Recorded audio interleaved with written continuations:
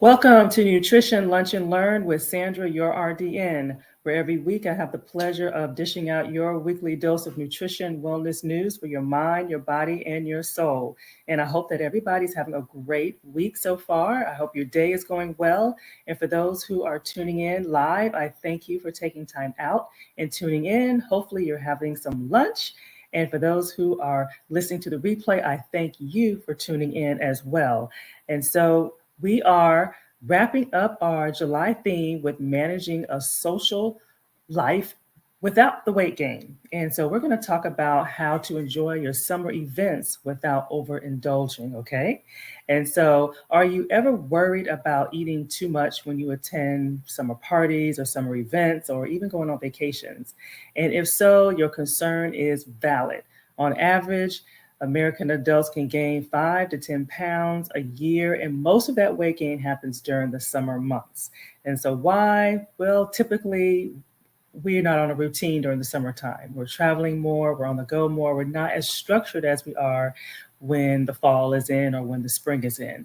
So, but there's no need to give up your summer events or your summer traveling. You simply just need to have a plan to prevent eating too much or just a way to stay mindful of what you're doing while you're still enjoying yourself. And so today we're going to talk about 3 fast and easy tips to avoid overindulging at summer parties and what to do that works. And so for those who do not know me, my name is Sandra Goldtree, and I am a registered dietitian, licensed nutritionist, and your accountability partner. And I teach adults the tricks of the trade to break weight plateaus and to move forward towards building a healthier relationship with food and to effectively control food cravings. And it's really all about building habits that last for life. And so that's what we mean by lifestyle change. So it's a process, and every day you get better and you get better. And before you know it, it becomes second nature. And that's what it's all about. And so managing a social life without gaining weight. And so for as you are tuning in, please feel free to say hello. Give me a shout out. Let me know where you're tuning in from. If you have been traveling over this summer or if you're planning on a big trip, let me know where you're going. And is it a cruise or you're flying? Is it a resort? So that'll be good to kind of hear what people are doing over the summer months, okay? And so tune in. And then as we are going through this, I love engagement. So feel free to chime in, ask questions, post comments, anything. So I want this as engaging as much as possible. So the more that you engage with me, then I'm able to make this more personal for you all. And so a social life and parties, barbecues, events, etc. Okay, they all go hand in hand. And it's realistic to think that you can have a life as well as wellness at the same time. So it is actually realistic. A lot of times people think you have to choose one or the other, but that's not necessarily the case. And so I like to say that yes, you can. And so the key is living on the days what you do on those days and those weeks leading up to that social event, okay? And then what are you doing after that social event, okay? So remember, the event is one day. Usually it's one meal, one occasion. So what we do leading up to the event, what we do after the event is really what has the biggest impact on our health, our wellness, and our weight. So something to think about, okay? We don't usually think about it that way. And so most of us, we're not hanging out every night or every weekend or doing things on a regular. But however, that's a whole different conversation. But it's really what we do leading up to that event and what we're doing after that event. All right. And so I always like to start off with my engagement question. So let's get a poll. Are you on the social scene regularly? So are you, whether that's work related, personal, social, just out and about on a regular, especially if it involves food, drinks, entertaining, fellowship. So if the answer is yes, state that, occasionally, or no. Okay. And as well as gatherings, whether it's family gatherings, just anything that involves fellowshipping with others, and it's usually involving, like I say, food or drinks. All righty, and so let's talk about tip number 1. All right, tip number 1, when to avoid overindulging at that summer event, okay? And planning ahead is number 1, planning ahead. And so have a plan before you get ready to go to that event or that party, and that will help you to control what you do and how much you eat and what you're going to eat. Okay. So you don't want to show up on an empty stomach. So you'll hear me say that a lot, especially if the event is later in the day. We have the best intentions when we want to save calories, and maybe we'll not eat breakfast and maybe we'll eat a little light lunch, but that actually ultimately leads us eating more. So we want to make sure that our body is fueled. So you don't want to show up on an empty stomach.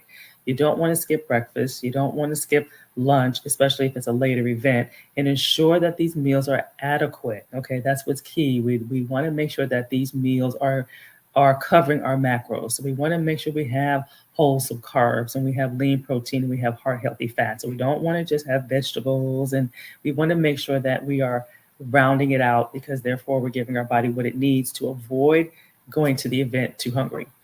And arrive with the right attitude. Okay, that's important too. So summer parties are more about spending time with family and friends, and put less emphasis on the food. Yes, the food is there, but actually make sure that we're really there more for the fellowship. And so let's keep that key, and that will help us to curtail, and we're not focusing so much on the food part of it.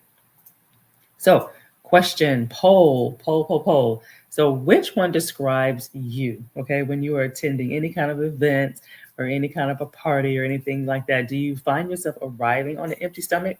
If so, type empty stomach, or right attitude, where we need to shift more away from food. Maybe the focus on, okay, when I get there, what are they going to have? What am I going to see? So is shifting the attitude from food more so, and then and shifting it towards friends or family. So which one do you find yourself? So is it more that you're showing up empty, or showing up focusing more on the food and less on the people? And so that's something to think about. And so I will look for those posts, and then we will comment on those as they are coming, or as they are rolling through. And again, feel free to chime in, post any aha moments, post any stories, any occasions, any situations. Okay. So tip number 2 in avoiding the overindulging at summer events, summer parties, and that is setting limits on alcohol. Okay, and so alcohol can increase our appetite, or it can and it can decrease your willpower. And so that is pretty, and that's pretty. Even with the fruity mixed drinks, it's probably loaded with empty calories that will curb your appetite, and it will also have you to really as much as have as many calories as much as eating some of the solid foods, okay, that are generally at these events. So a lot of times people think if it's non-alcoholic, maybe it has less calories, but not necessarily the case, because usually it's the chasers and things like that. There's what increases the calories in an alcoholic drink. So stick to lighter beverages, maybe a glass of wine or a mixed drink with club soda, basically something that's single, not necessarily where it's loaded up with the fruity drinks and we call it sugar sweetened beverages. So we want to limit those. And so we've talked a lot about the alcohol. So we want to make sure, because a lot of times people will end up drinking their calories and they don't realize it. And so those can add up just as quickly as the food. Okay, so ask yourself, or do you need to set limits when you are having your alcohol? So if you do, then say you do. And in many cases, it's a lot of us. So and not necessarily even alcohol, even if it's the non-alcoholic beverages, because again, those can have just as many calories as well. Right. So post those, and then let's go to tip number 3. Tip number 3, where you are avoiding overindulging at summer parties. And so load up and give yourself permission. So what are we loading up on? That's the question. So you want to load up on the fruits and the veggies. So kind of scan what's available.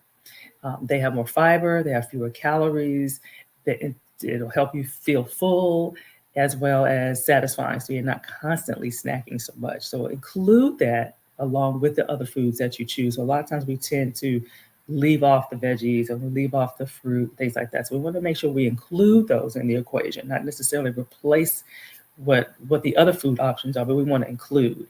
And then don't deprive yourself completely. Okay, so allow yourself some treats. You want to allow yourself some treats. So choose carefully. Again, scan the room, see what's available, and think before you load the plate. Okay, so you want to walk around, kind of poll, kind of.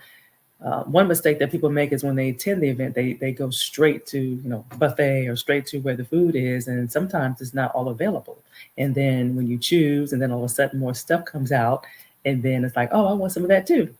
So we want to make sure that, and so now we're kind of eating more because we want to have some of these other selections. So kind of, and this is where the fellowshipping kind of helps out to kind of redirect you and to kind of keep your mind off of the food so much.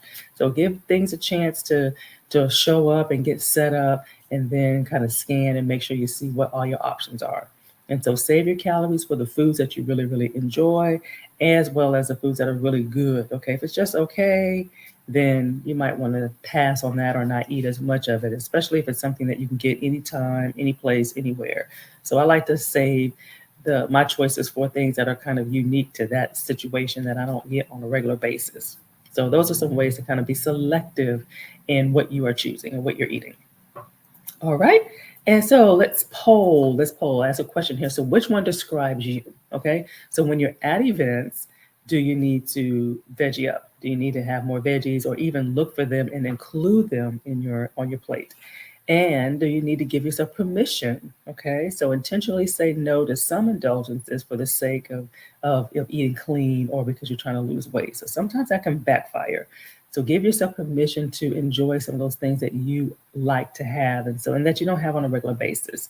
And so, but again, it's all about control. So you don't want to overdo it, but if you feel like you can't have it, then we tend to want to have more of it.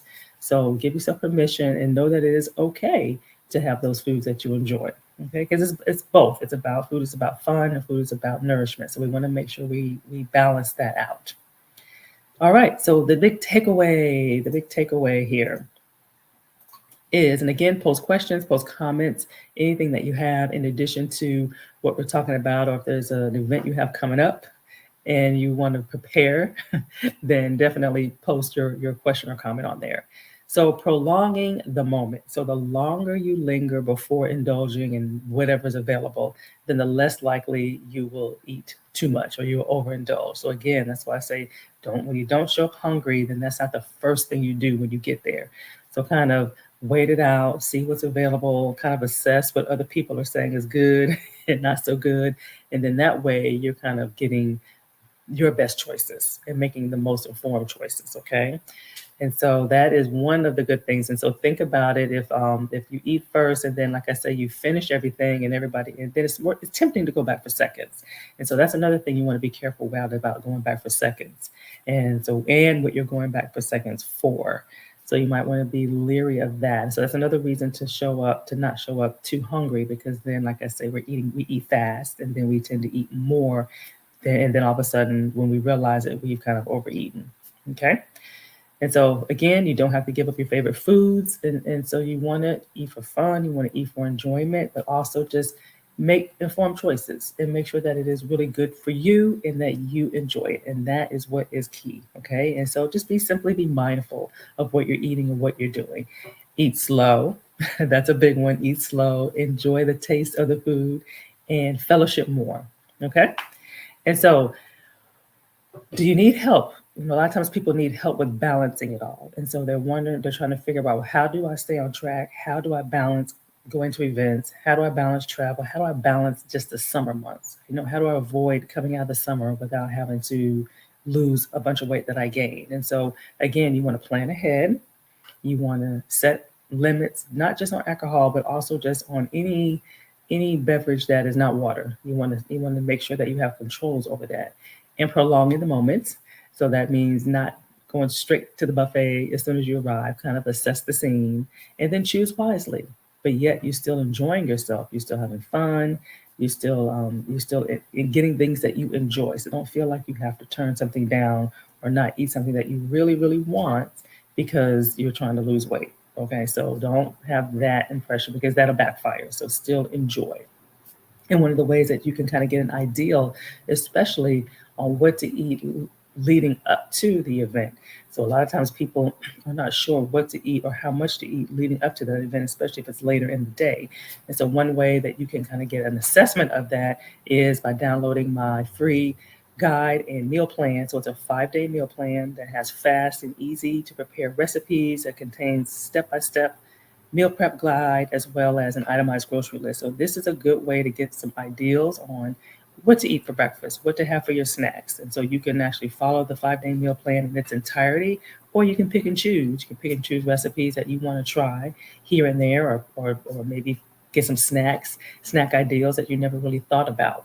And so this is a good way to kind of get a handle on what it means to really eat adequately and to eat balanced and to get as many nutrients as you can from food.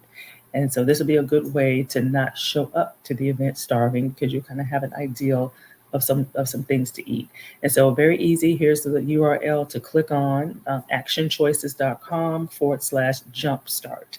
And you simply download it. And the meal prep guide is very helpful for those maybe not so savvy in the kitchen, or you may need some help with meal planning and meal prepping, so where you don't feel like you have to do the whole week in one day.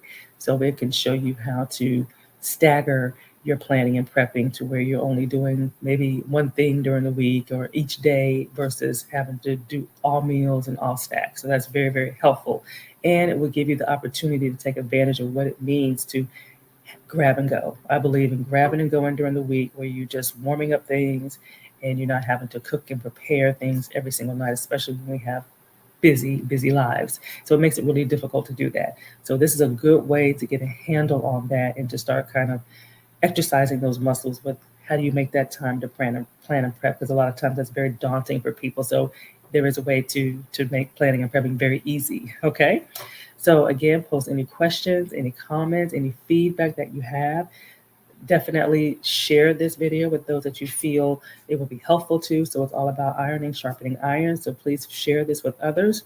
And this concludes what I have for this week's dose of nutrition and wellness news for your mind and your body and your soul. And I'm Sandra your RDN. And thank you for tuning in to today's Nutrition Lunch and Learn. And next week, believe it, we are in August. And so it's all about getting geared up for back to school, getting back on a routine, getting back on a structure, which takes a while for many of us to do when we've had about 2 months of just kind of being free. So we're going to talk about kind of reeling it back in, getting back on that routine. And so we're going to talk about fast food versus home cooked. So we're going to talk about the pros and the cons, and we're going to go beyond the basics. We're going to go beyond the obvious when we talk about the fast food versus home cooked. We know on the surface, yes, so it's better to cook at home, but we're going to go deeper than just that. So definitely tune in and have a great rest of your day. Thank you for tuning in, and be blessed.